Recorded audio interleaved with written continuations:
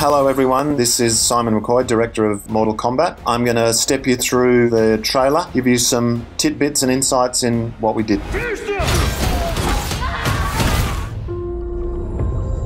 First learned about this 7 years ago on a mission in Brazil to capture a wanted fugitive. So this shot here was a very important shot to me. One of the things that you'll see in the film is that each of the characters get revealed and introduced into the story in a very specific way. So the way I brought these very revered and well-known characters into this was really important to me, and it was all about the respect of the characters and the material. So this shot here is about seeing Sub-Zero in a way that is sort of sudden and scary that's appropriate for his. You know, he's the sort of villain version of Sub-Zero. He's the sort of classic sort of Bi-Han-inspired version of Sub-Zero here. So this shot here and this scene is really about kind of experiencing him for the first time, as Jax does as well. When we got there, it tore through our unit in seconds. So I know in a few different iterations of Mortal Kombat, you know, Ermac has taken Jax's arms in the past, but it's been slightly different across the board in a few different iterations. So in this film, we needed to drive a few certain characters and narratives. And so we felt that we could, given it had been done a couple of different ways in the past, we felt we had a bit of license to do that again here. We've really tried to be very truthful and true to the canon of Mortal Kombat where we can be, but every now and again we might deviate slightly. Where we felt that it was okay to do so, and kind of where there's been precedent, we tried to do that. The target had superhuman abilities. It had the same marking you do, Cole. So here we meet, this is Cole Young, the new character. And really Cole's there, again, a bit like the precedent. We felt it was okay to bring in a new character, given that Mortal Kombat has over the years sort of introduced new characters quite a bit.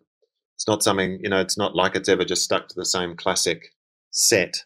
Obviously, we're using the same classic set with the addition of Kung Lao in this one, who wasn't in the original movie. But we felt there was a bit of precedent there with introducing new characters. And we just really needed to, as Cole learns, the audience learns. And it just helps us bring in those sort of fresh set of eyes. So it's a birthmark. What do you mean? He was born with it. It's not a birthmark, Cole. It means you've been chosen. It's a couple of real sort of key ingredients to Mortal Kombat that I felt were really important ingredients. One, there was this sort of brutality, you know, pardon the pun, you know, I know it gets used in the game, but there's a sort of a brutal quality to it. There's also a great levity that runs through it. Comedy and humor is a very potent ingredient, and if you use too much of it, it actually bends the wrong way. And my job, I felt, was to balance these really key ingredients that the Mortal Kombat game has handled and created so well. It's actually balanced really kind of sort of serious world building and canon and very serious sort of elements with very comedic elements, with also this sort of layer of brutality and violence that runs through the middle. So tonally, I wanted everything to have this authentic, brutal, real quality. So one of the things that really matters to me in creating a world and a story is to make people believe. And I wanted the Mortal Kombat fans and new audiences alike to come in and believe this world. Throughout history, different cultures all over the world. This is our first intro into Outworld here. And again, I wanted to bring a realism and an authenticity and a non-VFX feel to these unreal worlds. We shot this in a disused coal mine in the middle of Australia. And that is pretty much in camera. That is what it looks like. And that was a pretty incredible location. So the locations we used and the places we found, I really wanted it to feel as in camera as possible. And we just really enhanced what was there. Reference a great tournament of champions. that dragon marking? So this piece here that we're going to go through now is the, I think everyone's talked about this. So this is the opening of the film where we set up the rivalry between Hanzo and Bihan and the Shiroryu and the Lin Kuei and what their rivalry is all about. What I wanted to do was literally show Scorpion being born and the ingredients in how he comes about. So what you see there is and it gets explained more when you see the whole story in the film, but it's really about seeing his evolution on the screen and the ingredients, both emotional and physical, as to why he becomes Scorpion. And so that sort of is explained across the opening of our film. It's a pretty brutal, nasty fight that happens in the opening of the film, and it goes for a fair while. So I'm sure you'll enjoy that. I think it's an invitation to fight for something known.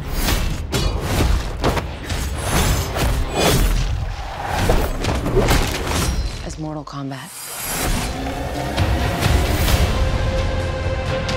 These are your champions. I'm Sonya. That's Kano. Kano is Josh Lawson, who plays Kano, is a very, very funny man. Kano provides us with a great deal of levity, a great deal of humor through the film.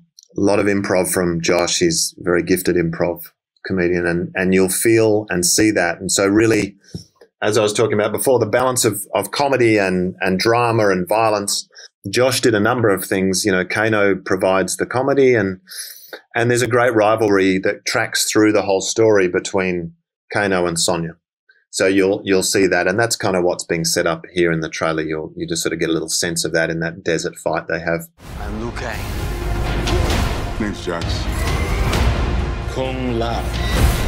Lord Raiden. The fate of Earth is in our hands. It's hard to actually talk about these things as they skim by because each of them is so dense and rich, and sort of each character is so important. A lot of the costumes, we spent a lot of time in R&D and designing these costumes so that they felt very true to, they felt like a very real and considered and well-crafted version of the characters. And sometimes, like Kung Lao's hat, for instance, was a very tricky one to pull off because it was very important to me that his hat looked exactly like it should. And there's been a few different iterations of his hat, obviously, but, you know, it sort of, we went through about 20 different prototypes to get to that hat because it actually, some things you do and you think when they're in a video game, you can sort of get away with stuff. But when it's in reality, some of them look a bit silly. Some of them just were too heavy. Some of them didn't sit right.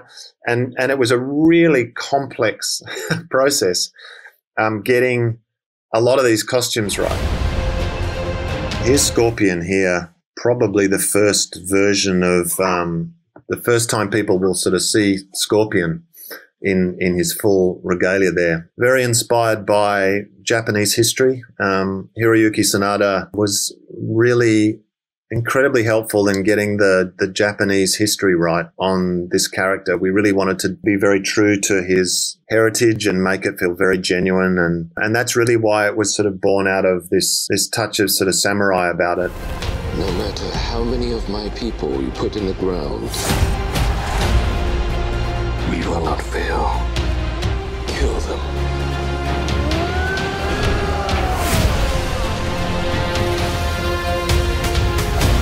And there is our friend Goro.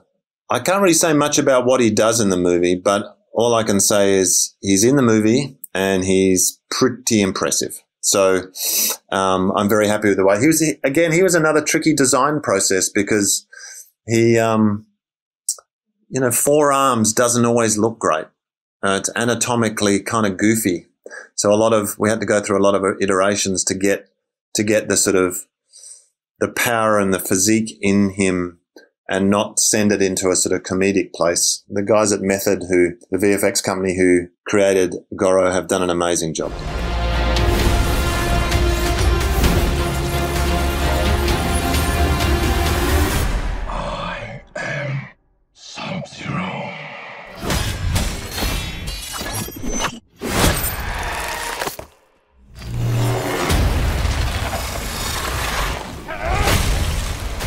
Joe Taslim did an amazing job. I mean, he represented Indonesia for judo. So the guy is he's an athlete, and he shows it. And the presence he brought to that character was just extraordinary. Get over here! And obviously that's a fairly iconic shot there, and an iconic bit of dialogue from Scorpion. And really it was, you know, some of the things that are in the game, like Get Over Here, which obviously had to be in the movie, it was a real interesting balance between lines that in reality sort of seem a bit odd and might not make sense. And there was quite a big process in working out how to balance those ingredients together. And my feeling was, as long as we've got an integrity and a respect for the characters, then I feel like when you do hear Get Over Here and you do hear these other things that the other characters say, then you sort of feel like it's coming from an authentically realized place. And then it sort of sits okay within the tone across the board.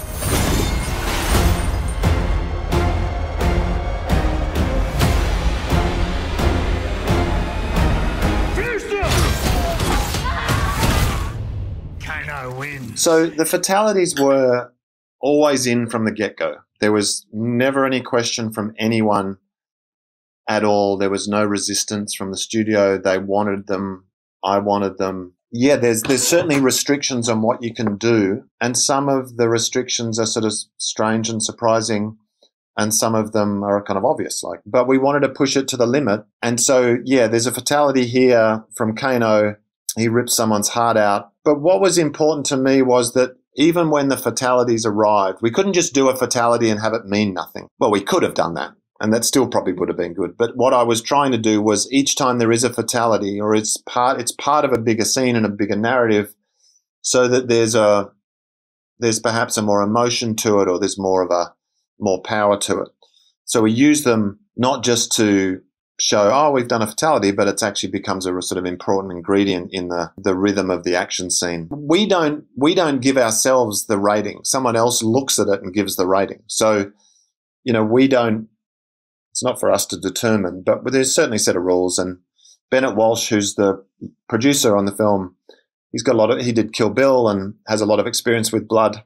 And so he was really helpful in sort of navigating what's right, what's appropriate, and what the rules are around it. And yeah, it wasn't that big a deal, really. It was like, well, we knew where they were going in, and which ones will they be, and when do they occur? And they're in there, and they're gory, so you'll love them. You fucking beauty.